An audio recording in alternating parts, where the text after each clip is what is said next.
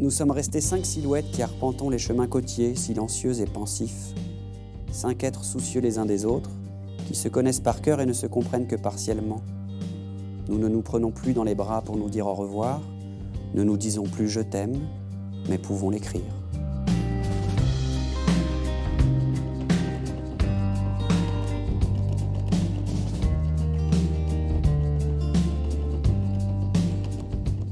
Bienvenue à vous pour cette nouvelle bibliothèque vagabonde qui fait halte à Brest dans le Finistère, au milieu des ateliers des Capucins. Brest, où notre invité est venu jouer pour un concert, mais c'est bien pour son tout premier livre que nous le recevons. Merci beaucoup Ronan Luce d'avoir accepté notre invitation.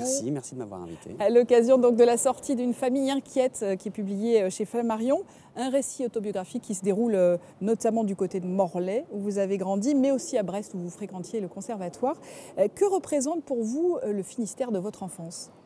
C'est évidemment des souvenirs qui me happent au plus profond de moi-même parce que j'y ai mes racines, ma construction, mes premiers rêves qui ont été forgés ici, des images de paysages, des ambiances chaleureuses, de fêtes, de villages, des choses comme ça. Et puis une vie en famille aussi, au milieu des champs. Voilà, j'ai un peu ce souvenir-là, une vie assez campagnarde, pas loin de la mer quand même, parce qu'on est sur la baie de Morlaix, donc la mer était très présente aussi, mais c'est bien une vie d'enfant des champs.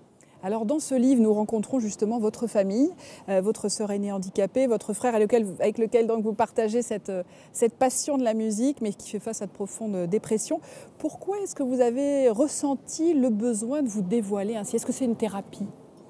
C'est pas comme ça que je l'ai vu, c'est plus d'avoir vécu récemment des événements qui m'ont bouleversé, une parole qui a commencé un peu à se libérer alors qu'on a tendance à être une famille un peu silencieuse.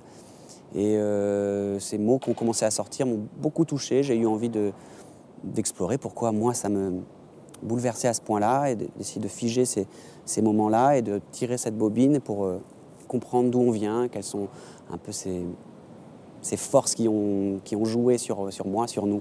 Dans un format beaucoup plus long qu'une chanson? Oui, de pouvoir d'avoir le temps d'explorer tout ça, d'apprivoiser quelque chose qui me paraissait peut-être comme un petit monstre qui me regardait. J'avais envie d'y faire face. Comment votre famille, que l'on sent si pudique, a-t-elle vécu cette mise en avant? Avec une part de gratitude, heureux que je mette des mots simples et bienveillants autour de notre histoire. Un peu aussi, un peu secoué aussi, parce que oui, je remue des choses qui nous ont tous bouleversés, qu'on n'avait pas l'habitude d'exprimer. Donc il y a eu cette part un peu pas de choc, mais en tout cas oui, de petits bouleversements. Mais heureux qu'ils aient lu la bienveillance et l'amour que je leur exprime. Vous n'avez pas pu faire l'impasse sur la musique et quelques-uns de ces extraits, vous les proposez en spectacle?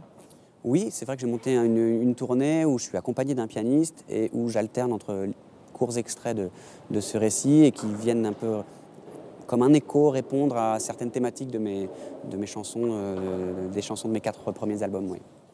Alors merci beaucoup Ronan Luce. Ouvrons ensemble le tiroir des jeunes lecteurs.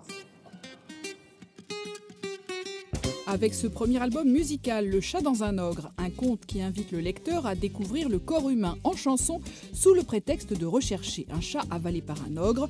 Les deux auteurs Bertrand Gallic et Annabelle Tulane sont brestois. Les illustrations signées Paul Etchegoyen, c'est chez Didier Jeunesse. Poursuivons avec La trompette de Célestin Sauquet, très beau livre de Bernard Villot, avec les illustrations de Jérôme Pellissier de Rochefort-en-Terre, où le jeune Célestin, ravi d'avoir trouvé pour 3 fois rien une trompette muette d'avoir trop joué, part à la recherche des notes. C'est publié chez Gauthier-Langros. Ronan Luce, dans votre livre, il est question évidemment de votre enfance musicale, mais quelle place ont tenu les livres? Une place très importante. Ma maman était institutrice, donc je pense qu'elle avait un peu cette culture, en tout cas de donner à lire, à rêver à ses enfants. Donc on a beaucoup lu à la maison.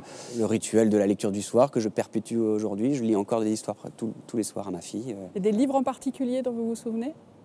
C'était un peu plus tard. Moi, je me souviens Un sac de billes, par exemple, ce genre d'histoire à la fois prenante et historique, mais en même temps un peu romanesque, comme ça. J'ai des souvenirs de frissonner en lisant ces récits-là. Mais sinon, c'était toute la collection J'aime lire et Et ces petits contes très agréables, toujours bien écrits.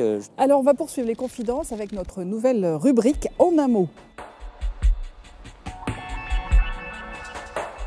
Chanson parce que c'est mes premières amours et c'est ce qui m'a donné accès à l'écriture, tout simplement, à la poésie.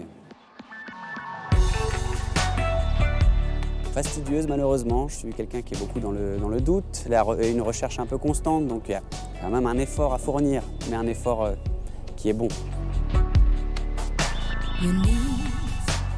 Il y a quelques années de ça, j'aurais répondu fiction, parce que j'ai toujours aimé inventer des personnages, des situations, mais aujourd'hui je fais plus appel à mes propres sentiments, mes propres émotions pour écrire. Dans mon cas, c'est plutôt l'écriture qui est le premier déclencheur. Il faut au moins quelques mots pour qu'une envie de musique naisse. Merci beaucoup pour ces confidences, Renan Luce. Dernière question, quel livre fétiche avez-vous choisi de confier au rayonnage de la bibliothèque Vagabonde ? Je me suis trouvé dans l'incapacité d'en choisir un, donc j'ai choisi celui que je lis en ce moment et j'ai beaucoup de plaisir à le lire. Frédéric Lenoir, Le désir, une philosophie. Je pense que c'est un thème qui fait écho à peut-être une recherche qu'on a tous aussi, cette question de savoir qu'est-ce qui peut encore enflammer notre désir, qu'est-ce qui fait qu'on parvient à ne pas s'éteindre, à ne pas se satisfaire de la vie telle qu'elle se déroule, mais toujours dans une recherche de quelque chose qui nous aimante vers le mieux, vers le plus beau. Et il y a pas mal de clés pour y réfléchir. Merci beaucoup Renan Luce de votre présence. Avant de nous quitter, notez ce rendez-vous conseillé par notre partenaire Livres et Lecture en Bretagne. C'est demain à Rennes, Shifumi, le petit salon des éditeurs de Rennes et du monde alentour. La bibliothèque se referme jusqu'à ses prochaines escales. En attendant, retrouvez toutes les références des livres dont nous vous avons parlé sur le site de France 3 Bretagne. Je vous souhaite à tous de belles lectures au pied du sapin.